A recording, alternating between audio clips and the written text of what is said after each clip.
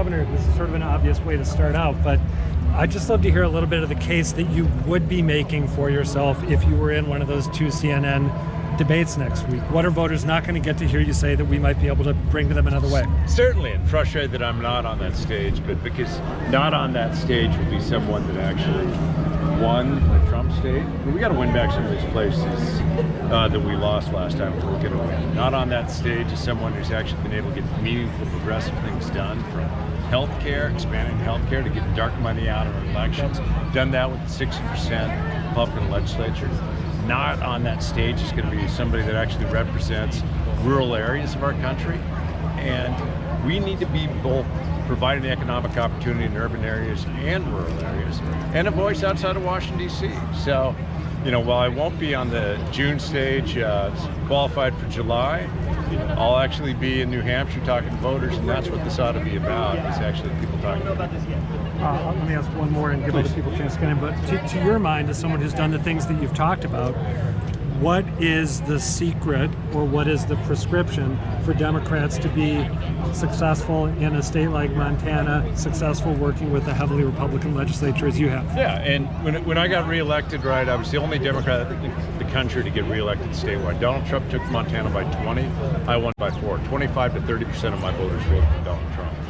If one thing, I show up, I don't just go to blue areas, but more fundamentally than that, you got to recognize that the average worker here or everywhere else hasn't had an actual pay increase in 40 years, adjusted by real terms. Or 44% of Americans don't have $400 in their pocket in case of emergency.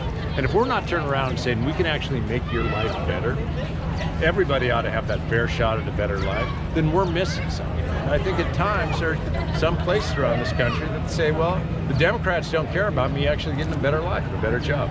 Do Democrats overemphasize cultural issues to your mind?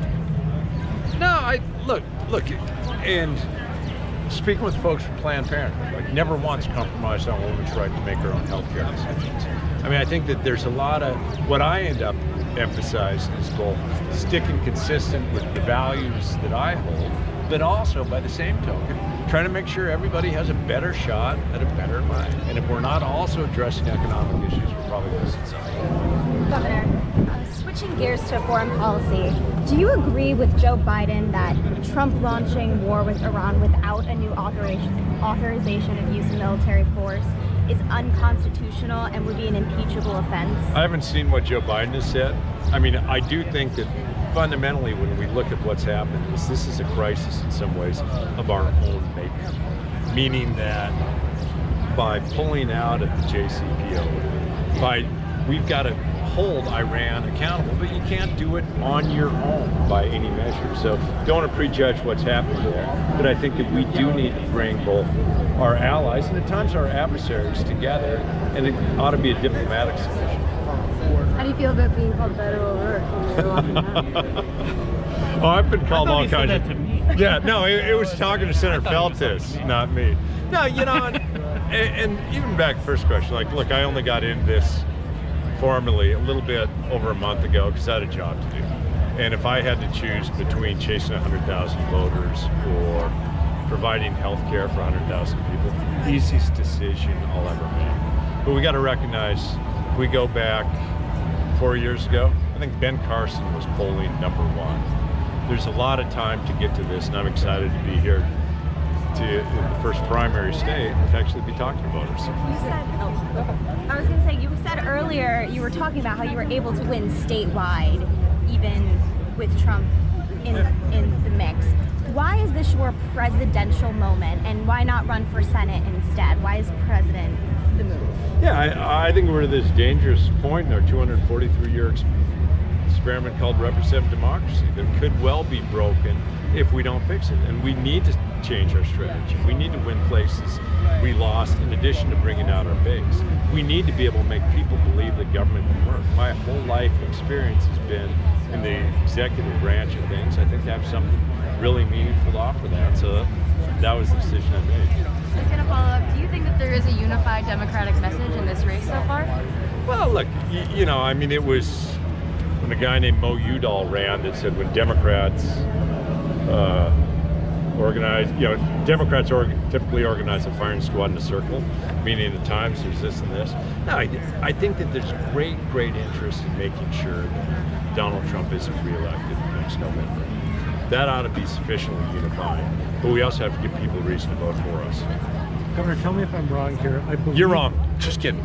Sorry.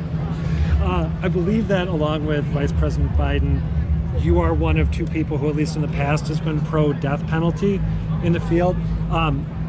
Given that that sets you apart, could you just talk a little bit about why you have that position, or why you have held that position? Well, yeah, and what it was, and look, I've been Attorney General and I've been governor. There haven't been any executions the whole time that I've been served in public office, and there can be significant economic and racial disparities when it comes to the overall criminal justice system and the death penalty as well. But what I said is for the most heinous crimes at the federal level, like terrorism, I wouldn't take it off the table.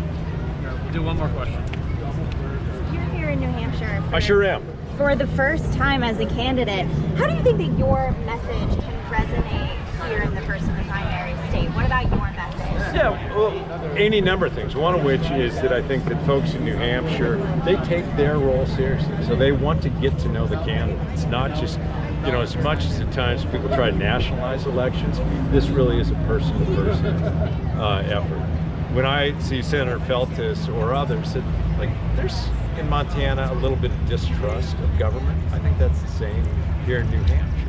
I think that even talking to folks at lunch, people want to make sure that they have a good shot at a better life than that last generation or their parents had before them.